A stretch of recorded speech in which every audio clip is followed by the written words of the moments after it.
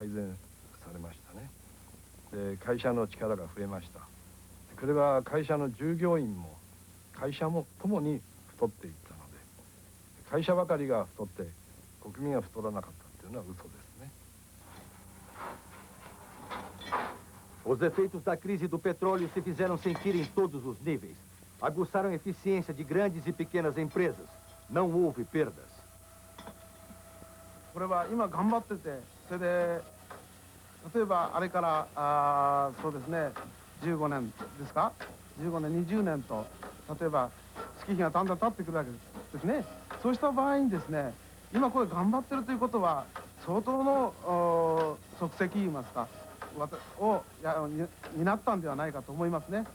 ですから今現在考えてみまして、大企業が勢いを持ってる、日本が勢いを持ってるという、でも我々を無視して考えられないんじゃないかと思います。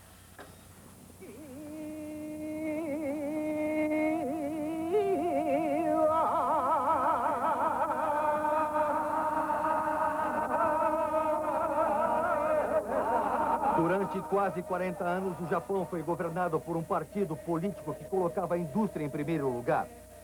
Os empresários determinavam os objetivos. A recuperação dos choques foi um sucesso.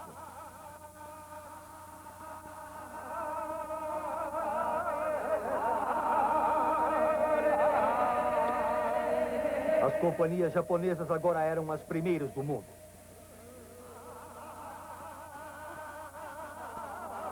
Os gastos do setor público foram reduzidos para que todo o capital pudesse ser aplicado em fábricas e escritórios. Mas 10 anos depois da crise do petróleo, muitas das perguntas sobre prioridades continuavam sendo repetidas. O povo japonês ainda vivia em casas pequenas e apinhadas. Os preços crescentes dos imóveis deixavam milhões longe da casa própria. O Japão estava mais forte do que nunca, mas seu povo não se sentia mais rico.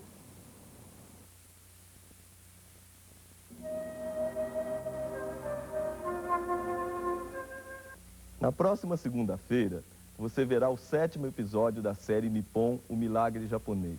Ele se chama justamente Ser Japonês e mostra como é o japonês no trabalho, em casa, na sua relação com a mulher e como ele obedece fielmente à hierarquia. Você verá também que, apesar do governo insistir para ele parar de trabalhar, o japonês não quer trabalhar menos. Boa noite e até segunda-feira.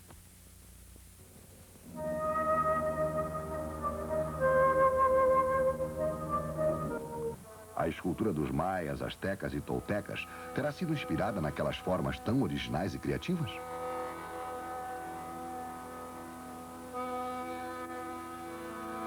A leste do México, na península de Yucatán, encontramos Chichén Itzá, uma cidade em ruínas remanescente do antigo Império Maia. Assim como a maior parte dos nossos antepassados, também os antigos habitantes do México possuíam uma estreita relação com tudo aquilo que simbolizava o reino subterrâneo das montanhas. No meio desta que costumam chamar de Estrada Sagrada, vamos descobrir por que Chichén Itzá foi fundada justamente aqui, no meio de um planalto aparentemente tão seco e tão árido. Esta imensa plataforma de rocha calcária só pôde ser povoada porque bem no fundo da terra existem fontes naturais que fornecem provisões inesgotáveis de água. À medida que as pedras calcárias afundavam na terra, iam produzindo poços subterrâneos e lençóis d'água. Foi assim também que se formaram os profundos lagos da região. O lago era usado pelos maias como local de rituais e sacrifícios. Acima do solo, a terra era assim, ressequida e pouco fértil. No subsolo, porém, havia todo um sistema de cavernas repleto de água. A parte sul da península de Yucatán se estende até a Guatemala. Esta península é uma grande plataforma enviesada, formada por rochas calcárias e repleta de cavernas e lençóis d'água subterrâneos. Em Yucatán, existem milhares de fontes de água deste tipo, todas interligadas debaixo da terra. Os maias abriam poços e usavam escadas para trazer a água até a superfície, e só assim conseguiam sobreviver nesta região inóspita. Em alguns lugares, as cavernas conduzem até o chamado Lago do Sacrifício. Esta caverna, por exemplo, fica a alguns quilômetros ao sul de Chichén Itzá. As raízes das árvores chegam a alcançar os lençóis d'água subterrâneos. A caverna só foi redescoberta em 1959 e nos conduz a um local muito antigo que era usado pelos maias para cultuar os seus deuses. As paredes estão cheias de estalactites e no centro do local encontra-se uma espécie de coluna com uma imensa estalagmite. Ao redor, diversos recipientes de barro. Trata-se de um templo subterrâneo, repleto de objetos de culto das antigas culturas maia e tolteca. Aqui havia um santuário dedicado a Balancanche, o deus da chuva. Os maias cultuavam esse deus da chuva. Os recipientes de barro, ricamente decorados, continham oferendas, tais como milho e outros cereais. É provável que a gruta tenha sido usada durante muitos séculos pelos nativos. A gruta deve o seu nome, a fonte do jaguar e da serpente sagrada, a um lago situado perto da foz do rio Ganges. Mas desde que o local foi descoberto pelos arqueólogos, os atuais descendentes dos maias que vivem nesta região deixaram de frequentá-lo. Consideram que o encanto foi quebrado pelos invasores. Aí no mapa, a Venezuela, na América do Sul. A região nordeste do país apresenta montanhas que alcançam 2.600 metros de altura. A pequena cidade de Caripe é o ponto de partida para uma expedição que tem como objetivo explorar a caverna mais famosa da América do Sul, a Cueva del Guacharo.